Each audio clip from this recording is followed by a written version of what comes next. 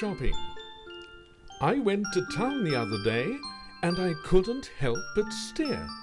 In the shop window in front of me was a huge brown teddy bear. He was far too big to carry home, and to my great surprise, I'll swear that Teddy winked at me right before my eyes.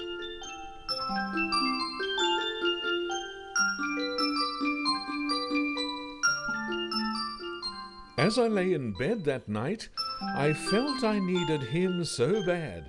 I told my mother if she'd buy him for me, I'd be so glad. But she just smiled kindly. "He's too big for you," she said. "There'd be no room for you to sleep with him tucked up in bed." But I knew I had to have him. I said, "Just you wait and see. I'll grow up ever so fast. Then I'll be as big as he." But Mother looked determined. "What of the one you've got? If you had another to cuddle, you'd hurt the other a lot."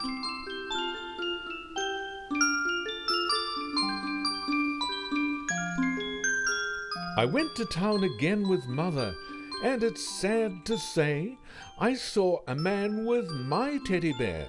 He was carrying him away. And as he passed quite close to me, just imagine my surprise.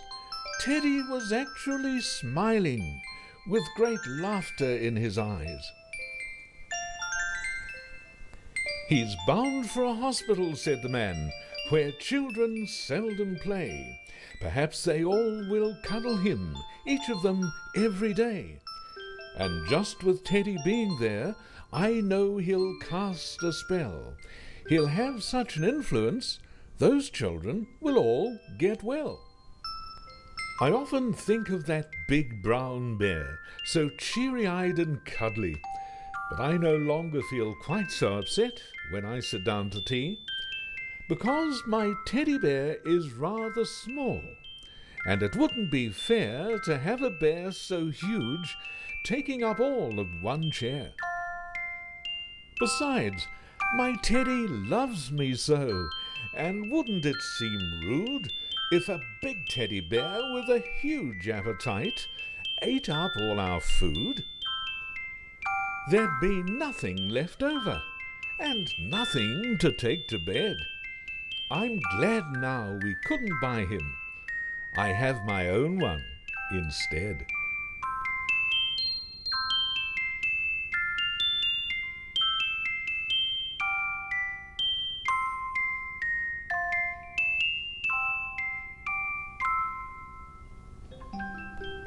A sad little bear.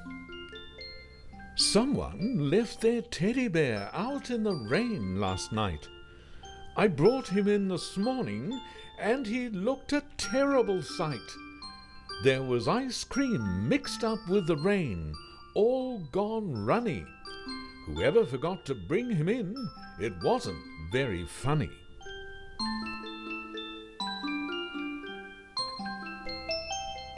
And in the corner of his eye, was it rain, or was it a tear? How could someone be so unkind, and to a friend so dear? You know how upset you'd be if you were him instead, all alone, out in the rain, when he should have been in bed.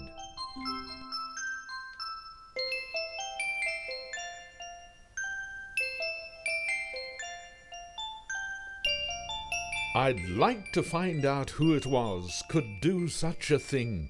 I've made inquiries far and wide, but no one knows a thing.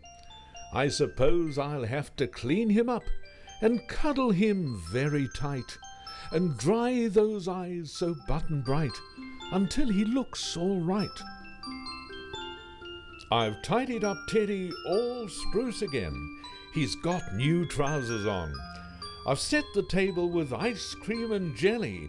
It shouldn't be very long, for when Teddies are full of ice cream with jelly on the top, their eyes light up with happiness. You can hear their buttons pop.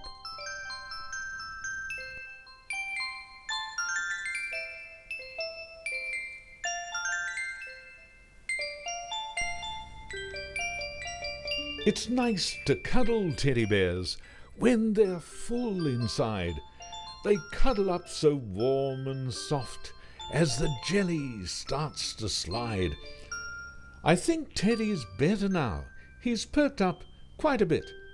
He's content at last. I'm certain he is.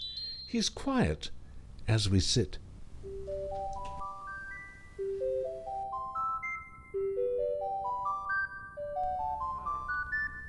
It's all very well to party up and to take your teddies along, 'cause everyone, well, almost, knows they sing a lovely song. But I'm worried about him truly, in case he sings no more. But wait a moment, won't you? I think I hear him snore. I'll never, ever leave him outside, not any time ever again. I'm sorry now I ran inside when the clouds turned into rain.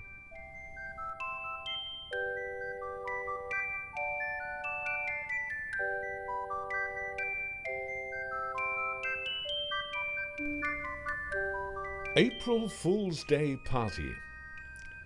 The table was loaded with party treats. There was plenty for everyone. But someone was being insensitive, for poor Teddy had only one bun.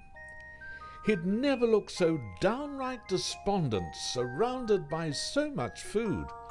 He seemed deeply disappointed with life, in a dour and lonesome mood.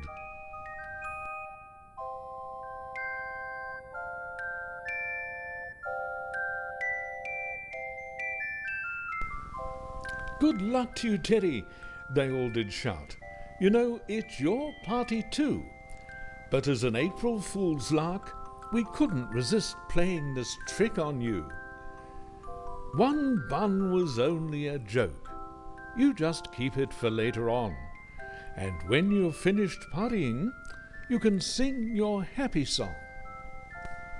But Teddy's pride was horribly hurt, for no one should joke about food, and though the other bears laughed a lot, Teddy couldn't be moved, 'cause eating's a subject too serious to ever chortle about, and Teddy thought of the many times he'd agreed it was his shout.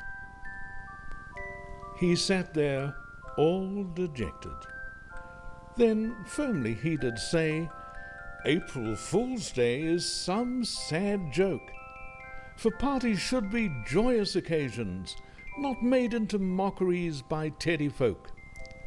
But when this day is over and done, I know how sorry you'll all be. What started out as a funny game doesn't really feel funny to me." So Teddy moved to the table's end and sat by himself midst the food. He looked so sad as he ate all alone, in his hurtful, hapless mood. He declared the cream on the buns tasted all flat, crying, "Look what you've done to me." The other teddies hurried to select different treats, to each give him their delicacy.